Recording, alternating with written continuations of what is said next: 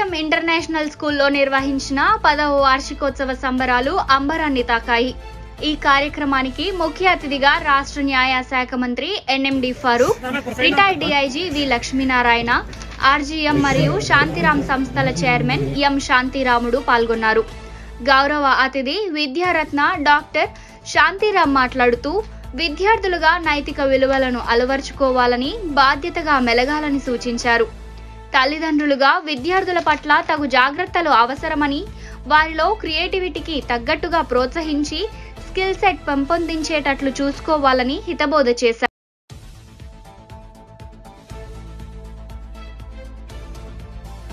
పురోగతిలో ముందుకు తీసుకుపోవడానికి ఎంత కృషి చేయాలనో మీకు అందరికీ తెలుసు.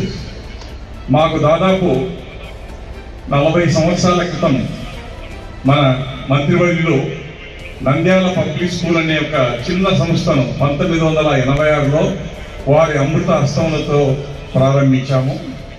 వారి అమృత హస్తంలో ప్రారంభించిన స్కూల్ ఆ రోజుల్లో కేవలం 7-8 మంది స్టూడెంట్స్తో స్టార్ట్ చేసి ఈరోజు అదే స్కూల్ 40 సంవత్సరాలు వచ్చేసరికి దాదాపు 2500 మంది రెసిడెన్షియల్ స్కూల్స్తో నిర్విఘ్నంగా స్కూల్ నడుపుతున్నాం.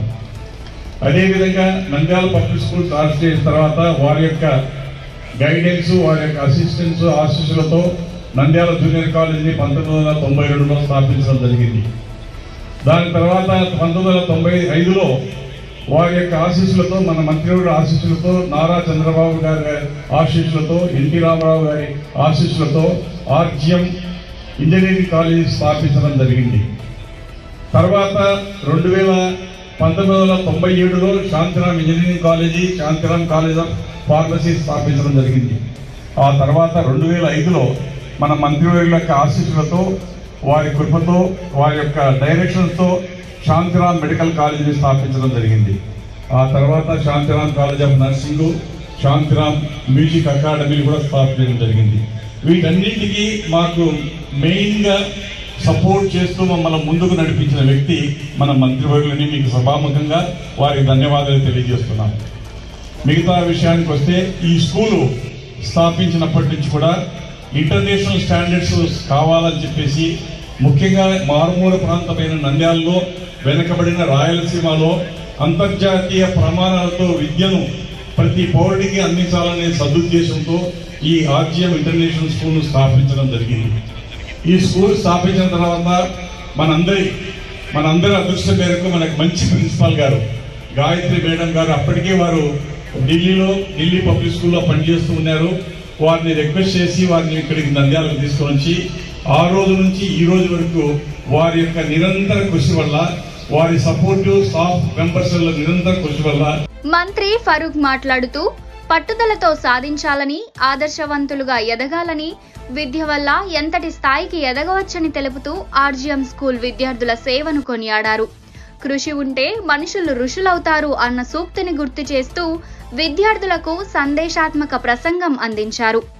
రోజులో మన నంద్యాలలో ఐబీఎం కరికులం ప్రారంభిస్తామని, దేశంలో అన్ని రాష్ట్రాల ప్రజలకు విద్య అందుబాటులోకి తీసుకురావడానికి ప్రయత్నిస్తామని మంత్రి ఫరూక్ తెలిపారు. కాబట్టి ఈ రకంగా విద్య అనేది చాలా ప్రముఖమైంది. అసలు భారతదేశానికి బ్రిటిష్ వచ్చినప్పుడు విద్యను ఆరోగ్యం తీసుకొచ్చారు. దాంతోనే దేశాన్ని మన దేశాన్ని వెళ్ళారు. కాబట్టి మన విద్య, ఆరోగ్య, వైద్యం అనేది చాలా ప్రధానమైంది. నమ్ముతారు ట్రైన్ వచ్చినాము. కాబట్టి ఈ అవకాశం ఇచ్చారు. మీ అందరికీ పిల్లలు తల్లిదండ్రులు ఇచ్చారు.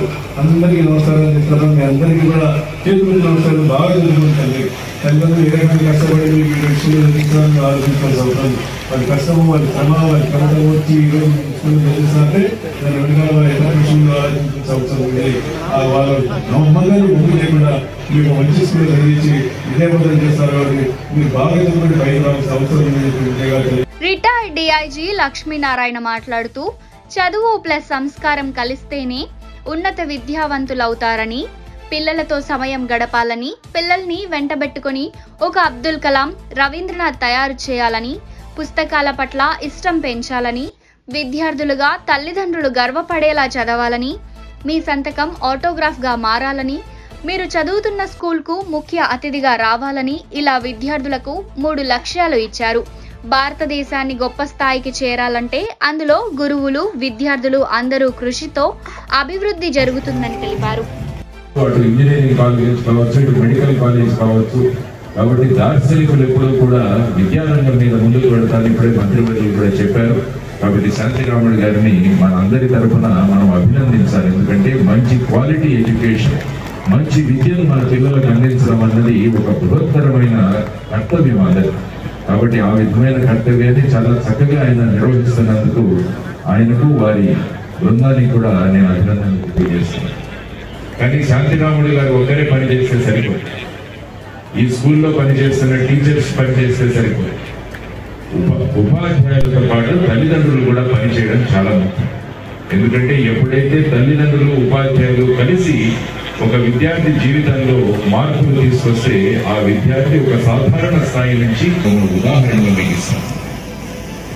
నరేంద్రుడు అనే ఒక చిన్న పిల్లవాడు, నరేంద్రుడు, ఆ పిల్లవాడి తరువాత బహుమతి ప్రదాన కార్యక్రమంలో భాగంగా ముఖ్య అతిథుల చేతుల మీదుగా sports champion winner, CCA winner మరియు ఓవరాల్ విన్నర్ అయిన అక్షయ హౌస్ కు ట్రోఫీలు అందజేశారు.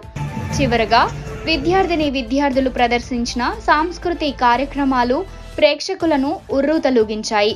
Cowboy dance, Tamil folk dance, Bhangra dance అలరించాయి. ముఖ్యంగా శ్రీనివాస కళ్యాణం ప్రదర్శన ఒక అద్భుత ఘట్టం. సాక్షాత్తు కలియుగ వెంకన్న RGM స్కూల్లోకి వచ్చి కనువిందు చేసినట్టుగా ప్రేక్షకుల్ని మంత్రముగ్ధుల్ని చేసింది. ఈ కార్యక్రమాన్ని బోధనేతరుల బృందం, విద్యార్థుల తల్లిదండ్రులు పాల్గొని దిగ్విజయంగా పూర్తి చేశారు.